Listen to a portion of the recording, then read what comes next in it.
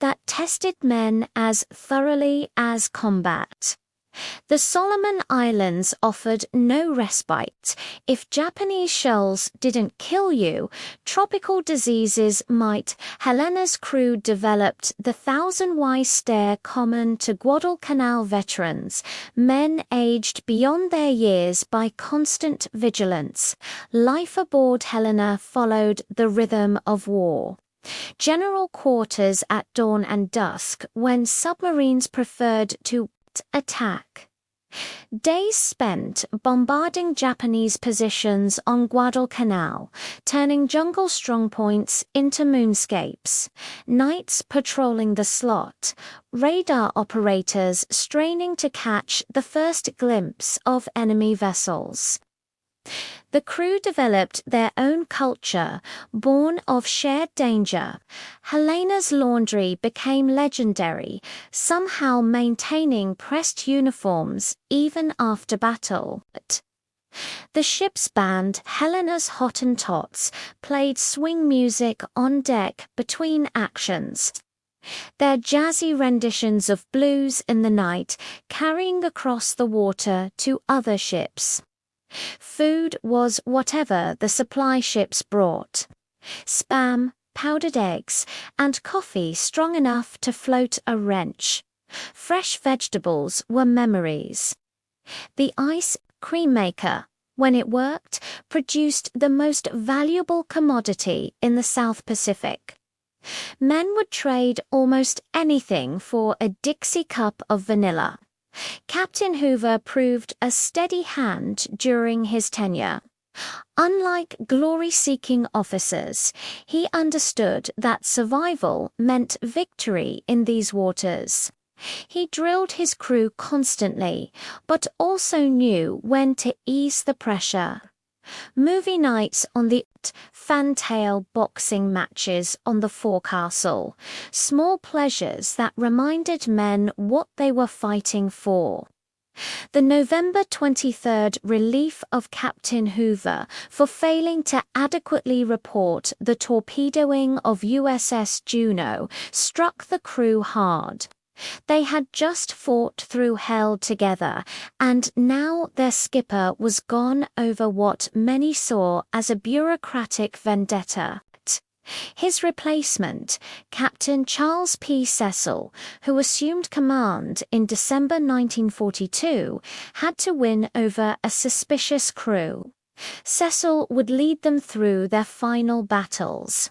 December 1942 and January 1943 blurred together in routine and exhaustion. Helena bombarded Var and Munda, supported troop convoys, and chased ghosts on radar screens. Her crew became experts at reading the sea and sky, knowing that survival often depended on spotting the torpedo wake or bomb release a second before the other guy. By February 1943, Helena desperately needed yard time. Her engines wheezed, her guns showed worn rifling, and her hull bore the scars of near misses. The voyage to Sydney, Australia felt like sailing to paradise. Fresh food, cold beer, and women who spoke English awaited. For a few precious weeks, Helena's men remembered what peace felt like. But wars don't pause for liberty. By April, Helena was back in the Solomons, her guns refreshed, and her crew rested. The next phase of the island campaign beckoned, and the nightly runs down the slot continued. The machine gun cruiser had more work to do. As spring 1943 turned to summer, American forces prepared to leap up the Solomon chain. New Georgia, with its airfield at Mund, represented the next bloody step toward Tokyo. Helena would play her part in preliminary bombardments that turned Japanese positions into rubble. The routine had become deadly familiar. Slip into contested waters under darkness, pummel assigned targets, and escape before dawn. Brought retribution. On May 13th, Helena led a bombardment group against VA, her shells walking through fuel dumps and barracks with methodical precision. The Japanese, learning from experience, had moved most assets inland, but Helena's guns still found plenty to destroy. June 1943 brought intensified operations. Intelligence reported massive Japanese reinforcement efforts, and every American cruiser worked overtime to interdict these movements. Helena's crew, veterans now, prepared their ship with grim efficiency. Extra ammunition came aboard until her magazines bulged. Damage control materials were positioned. Men wrote letters home just in case. On June 30th, Operation Toenails, the invasion of New Georgia, began. Helena provided fire support for the landings at Renova, her 6-inch shells clearing jungle in 100-yard swaths. Japanese shore batteries replied sporadically, their splashers walking toward Helena until counter-battery fire silenced them. July 4, 1943, Independence Day, found Helena bombarding Mund Airfield. The Japanese had reinforced their anti-aircraft positions, and black puffs of flak dotted the sky. Helena's anti-aircraft guns replied their 40 Inut at her rounds, creating their own fireworks display. It was democracy versus fascism traced in tracer rounds. That evening, Helena refueled at Tulagi, taking on oil and ammunition for another night's work. Intelligence had spotted another Tokyo Express run. Destroyers racing south with reinforcements for New Georgia. Task Force 68, with Helena as a key component, would intercept them in Kula Gulf. The crew sensed something different about this mission. Maybe it was the full moon predicted for that night, eliminating the darkness that usually concealed American ships from visual spotting, though their radar would work just as well. Perhaps it was the reports of Japanese heavy cruisers joining the convoy runs. Or maybe it was just the law of averages catching up. Helena had survived too many battles without serious damage. As July 5th became July 6th, Helena entered Kula Gulf for the last time. Her radar operators, the best in the fleet, would spot the enemy first. As always, her guns would speak with their characteristic rapid fury. But this time, the enemy would punch back with a vengeance that even the machine gun cruiser couldn't survive. The moon rose over Kula Gulf like a spotlight, turning the black waters silver and robbing the Americans of the concealment darkness usually provided. Admiral Walden Ainsworth, flying his flag in Honolulu, led Task Force 68 into the Gulf just after midnight on July 6, 1943. Helena followed in column, her radar already painting contacts to the northwest. The Japanese had learned from their previous encounters. Admiral Teruo Okiyama's reinforcement group included 10 destroyers armed with the deadly Type 93 long lance torpedoes, weapons that could reach out 20,000 yards at 49 knots, more. Critically, the Japanese had finally developed tactics to counter American radar advantages.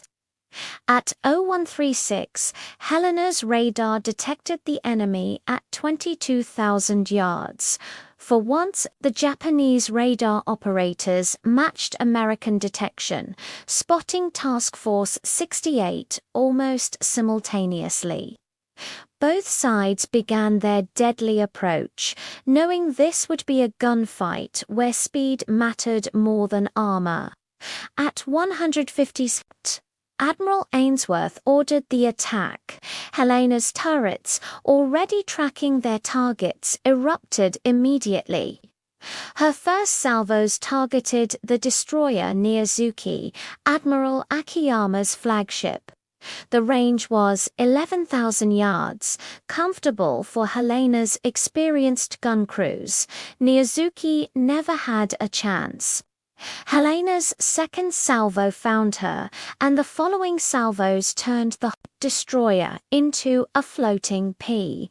6-inch shells detonated her torpedo warheads, shattered her bridge, and opened her hull like a can opener. Admiral Akiyama died in the opening minutes, his last sight, the muzzle flashes that spelled his doom.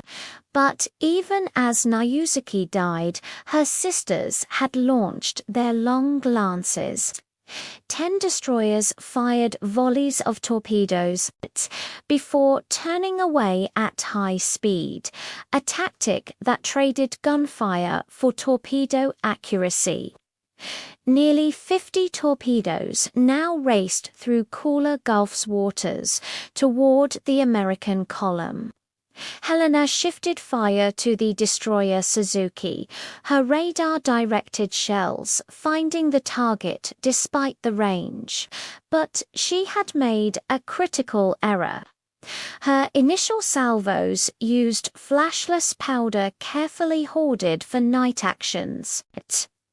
When those special charges ran out, she switched to standard propellant each salvo. Now lit up the night like lightning, clearly marking Helena's position for Japanese torpedo directors. At ARO 203, Helena's luck ran out. 3 long lances found her in quick succession, and the machine gun cruiser's death began. The first torpedo struck forward of Turret 1. The explosion was catastrophic. Either her forward magazine detonated or the torpedo's 1,080-pound warhead simply obliterated her bow. Turret 1 vanished in a pillar of flame that reached 200 feet skyward.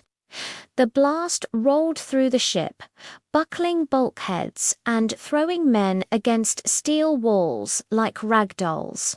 Before damage, Control could respond.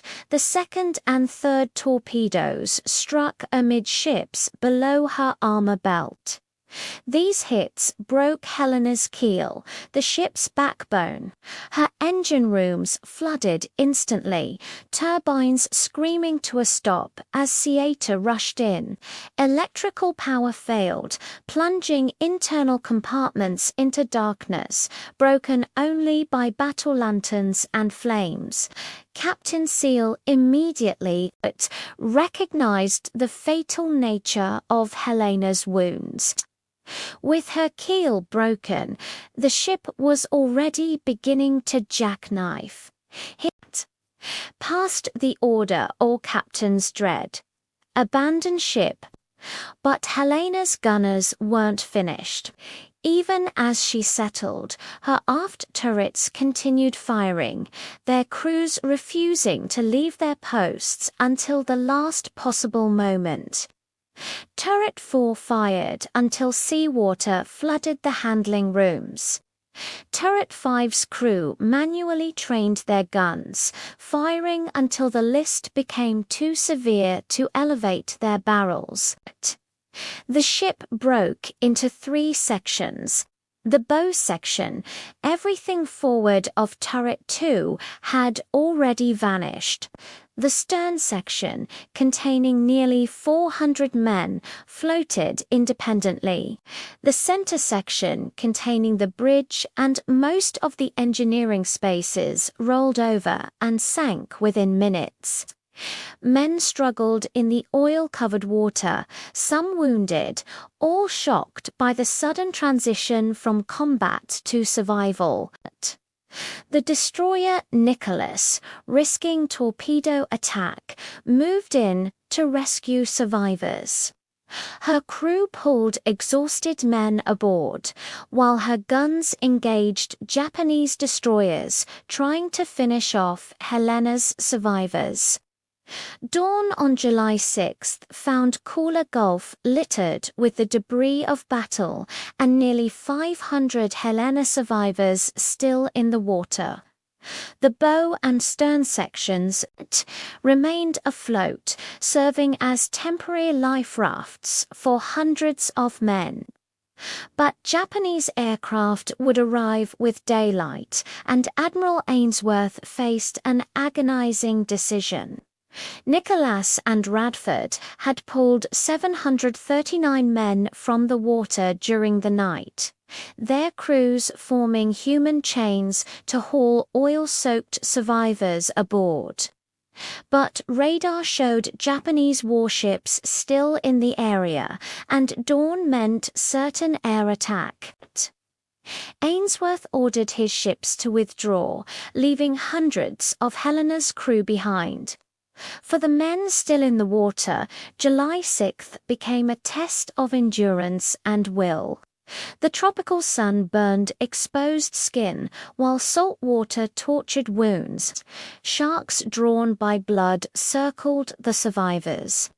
Men formed groups supporting the wounded and sharing the few life rafts available. On Helena's floating stern section, Lieutenant Commander John L. C. Chu organized the survivors. The stern still had some food and water, plus medical supplies. Chu established watches, rationed supplies, and maintained discipline. When Japanese float planes strafed the survivors, men dove beneath the twisted steel for cover.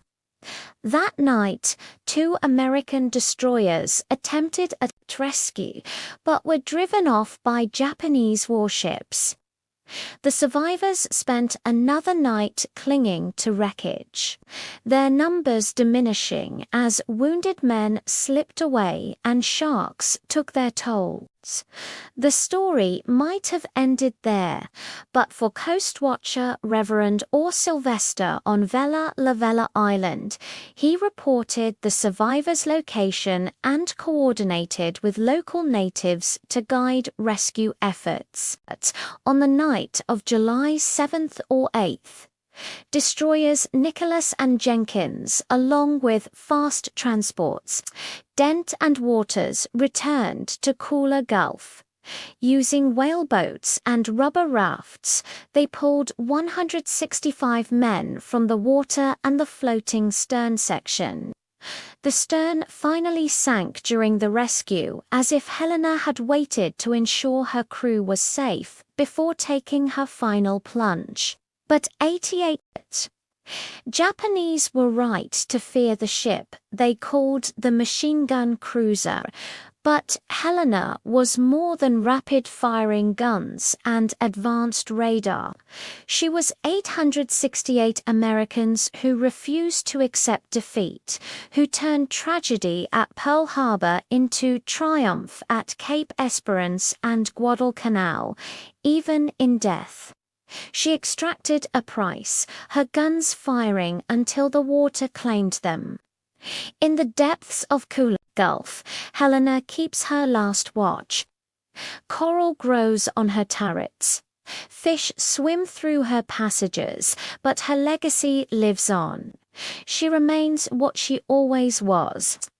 The fighting ship that earned her nickname through sheer determination, and a testament to the generation that saved the world. They called her Machine Gun, and she lived up to her name until the very end.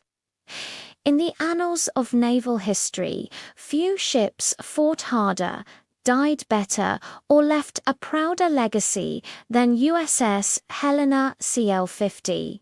She was, as her crew always knew, one hell of a fighting ship.